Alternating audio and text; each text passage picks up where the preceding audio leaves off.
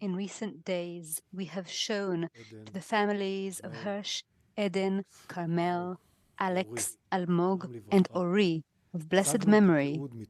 We presented documentation from the tunnel in Rafah, where we located them. This evening, we will broadcast the documentation here.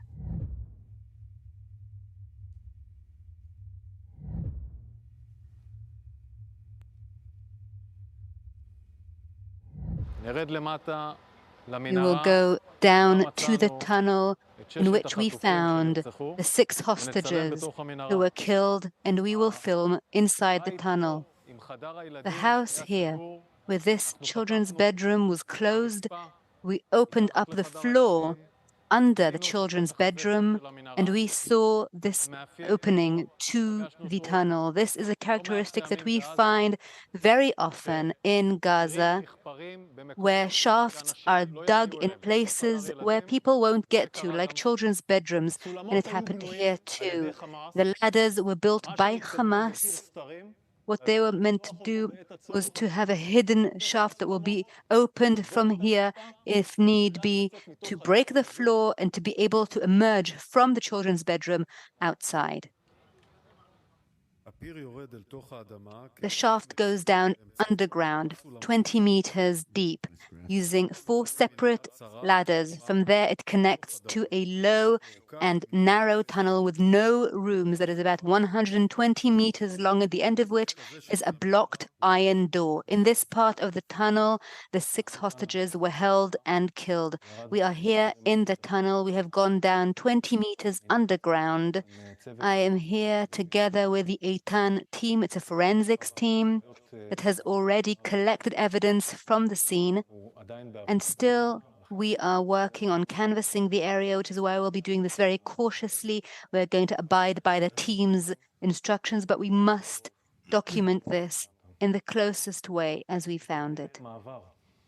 This is a passage tunnel. It's not a room tunnel. It's a tunnel that you can't stand up straight in. You can't stand up straight with your back straight. It's very humid here. It's very difficult to live. And I want you to see what we found here. You can see here already bottles of urine that were stored here, probably a sort of toilet where the hostages were held. This is a sort of absorption hole, a place where you pretty clear. Yeah. you go to the toilet. This is women's stuff, women's hygiene products. All will be taken from here, all will be documented and recorded. We found a chess set. Everything was just thrown here, scattered. Chess pieces. Here we found terrorist equipment, electric chargers, AK-27 magazines, also the bullets of an AK-27 that may have been used in this atrocious murder. Quran books, headlights, hairbrushes. You will check who used these hairbrushes. This is the point in the tunnel at which the hostages were murdered. You can see their blood on the floor. This is where their last moments were spent. Hirsch, Eden, Carmel, Ori, Almog, and Alex. This is where they were brutally murdered. We're going to learn from everything that happened here. We need to learn a lot from what has happened here. It is very difficult to survive here. They were heroes. Heroes who were murdered in cold blood by murderous terrorists that build tunnels underneath children's bedrooms and hide in them together with hostages, who chose to kill the hostages and to try and escape from here. We will chase them. We will find the intelligence and know exactly. We will reach those who murdered them. Now, the Eitan forensic teams are collecting and gathering all the evidence from the scene. We will not leave a single piece of evidence behind. First of all, everything that needs to be brought back to the families will be brought back to the families. We will collect all the intelligence in order to persecute these terrorists that we'll be able to tell the families.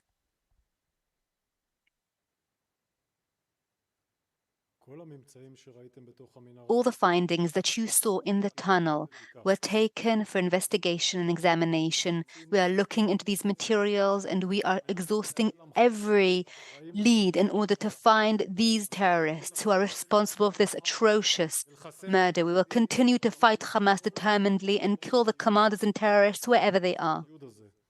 We have distributed this documentation in English as well, and I have instructed the international media so that the entire world will see and remember the evil of Hamas and know how it conducts itself brutally with hostages. At the same time, we're also continuing to investigate the circumstances of the murder, and when this investigation will be complete, we'll present it first and foremost to the families and only then to the public.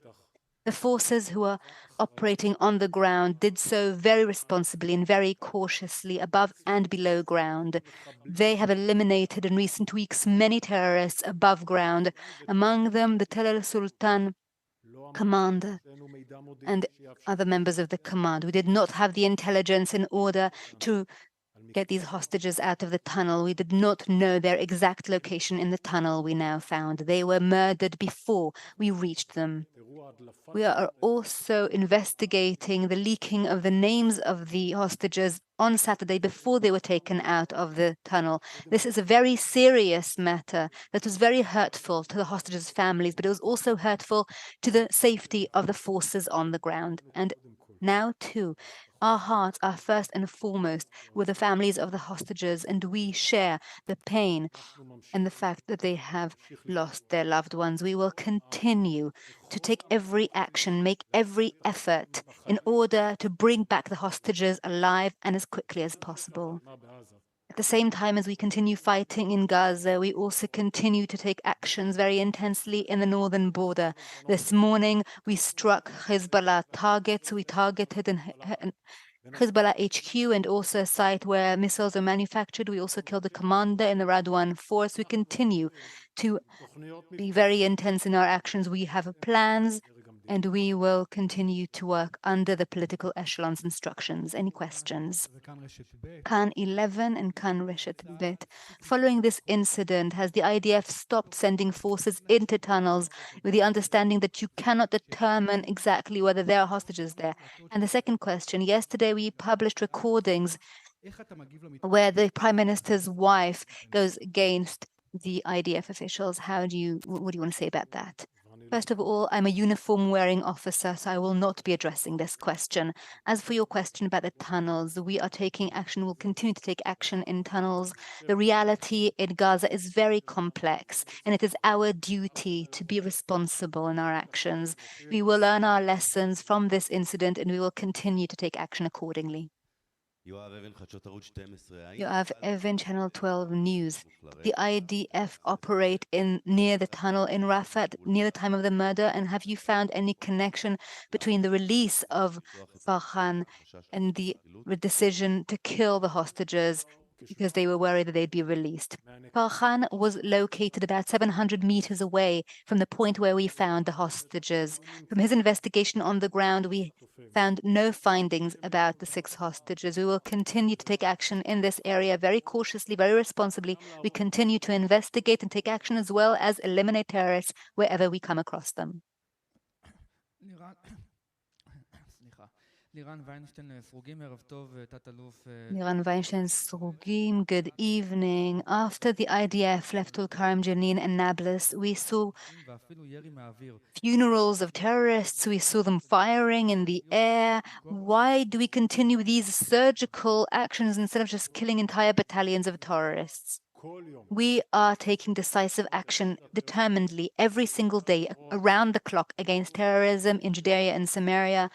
Our actions prove that. We have results to show for it, and we will continue to do so around the clock. We will kill the terrorists that are active in Judea and Samaria. I-24, just hours after the Minister of Defense Gallant said that the center of gravity will be shifted to the north. We see drones, we see rockets. When will we see change? This is no time for declarations. Every single day we take actions against Hezbollah. We eliminate terrorists, we eliminate commanders, we strike their capabilities, and we will continue to do so determinedly. At the same time, and in addition to that, we have operational plans being prepared, and we will put them to action when we are being instructed by the political echelon. Can you confirm that there is no information that Sinwar will actually use the Philadelphia corridor to smuggle hostages? Do you have any intention of bringing the hostages back home safely through operations?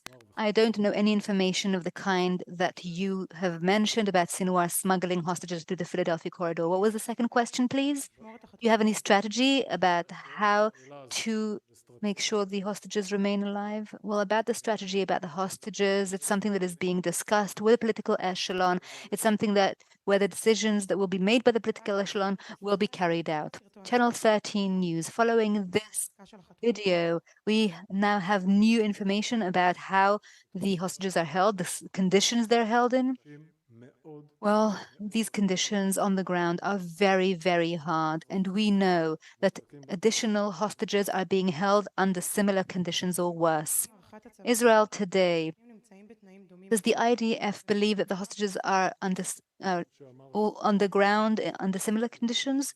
As I've said, we collect intelligence about the hostages. We know that there are more hostages who are being held in similar conditions, but we're not going to expose any other intelligence. Thank you very much.